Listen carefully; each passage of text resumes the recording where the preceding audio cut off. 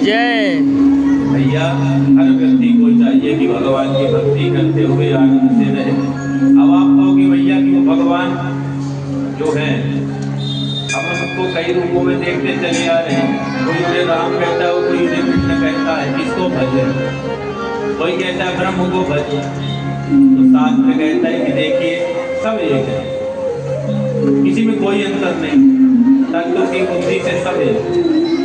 वदन्ति तत्तत्त्वमिदं तत्त्वं यज्ञानमद्वयं ब्रह्मेति परमात्मेति भगवानिति सत्।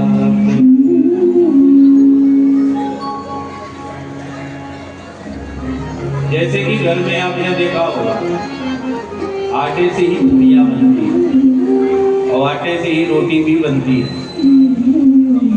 किसी ने कहा भैया पूरी रोटी दोनों नहीं खाना है, तो इतने का पराठा बना लो, तो पराठा भी तो आटा से ही बनता है। अब कोई कहे भैया नाम तो अलग अलग है पर मूल में क्या है बताओ जरा, तो क्या निकलेगा? मूल आटा ही तो निकलेगा। ऐसे राम कृष्ण ब्रह्म परमेश्वर परमात्मा सब अलग अलग दिखाई तो देता है पर मूल में वही एक तत्व है जो सब में सब जगह व्याप्त है। इसीलिए एकम सद्विप्रा बहुधा वदन्ति, उसी एक तत्व को सब अपने अपने अनुसार व्याख्यायित करके पुकारते हैं।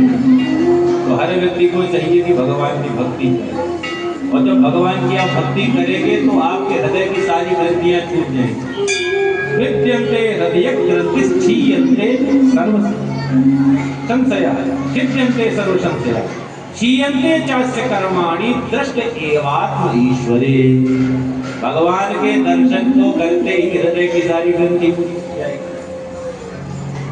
और ये अगर आपने मानव तन में नहीं कर पाया ना भैया, तो संसार में कभी नहीं कर पाओगे जी। अन्य योनियों में तो संभव ही नहीं है। मानव तन क्या है? ये मोक्ष की चाबी है।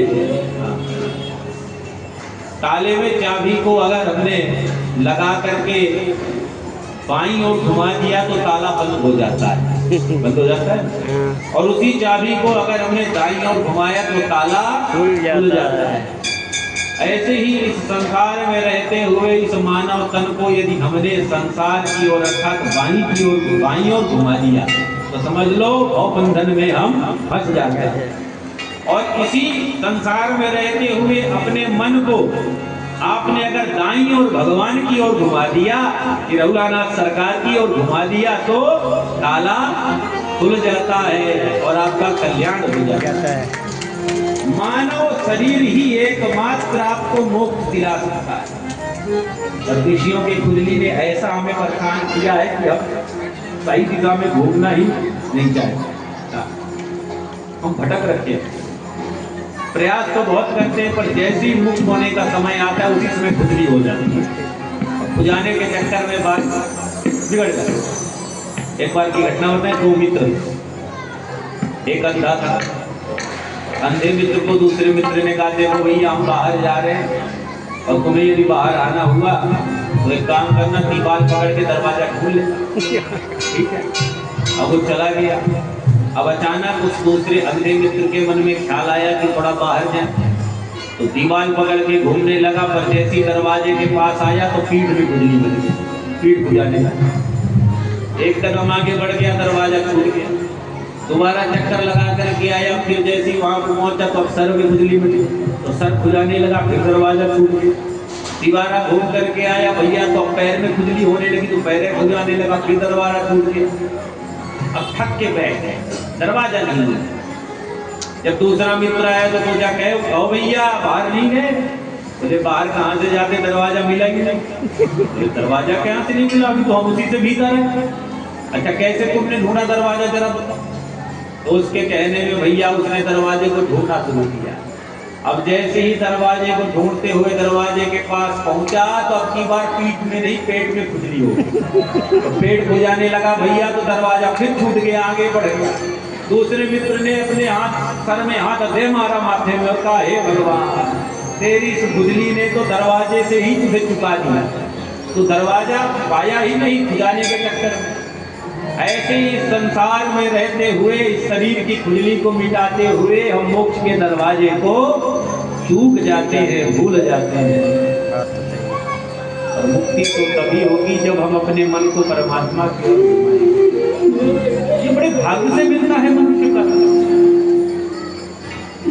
अनंतानंद हमारे जब सुकृत का उदय होता है तब परमात्मा हमें मानव तन देते हैं। बड़े भाग्य से मिलता है। गोस्वामी तुलसीदास जी लिखते हैं, बड़े भाग मानुष तन पावा सुध दुर्लभ सब ग्रंथ ही गावा। और इतना ही नहीं, साधन धाम मोक्ष करी द्वारा पाई नहीं पर लोक समाना। तो इस संसार में लोक से परलोक ले जाने वाला केवल ये मात्र एक मानव तन है। इसलिए मानव तन की महत्ता को समझें और परमात्मा के चरणों में मन को लगा दें, तभी कल्याण। सोनागार ऋषियों ने सोचे, कहा महाराज आपने बड़ी अच्छी महिमा मानव तन की सुनाई, भगवान के तत्व की व्याख्या सुनाई। अब हम जानना चाहते हैं कि भागवत की रचना कैसे हुई। गदगद होकर के सूत जी कहते हैं, सुनो।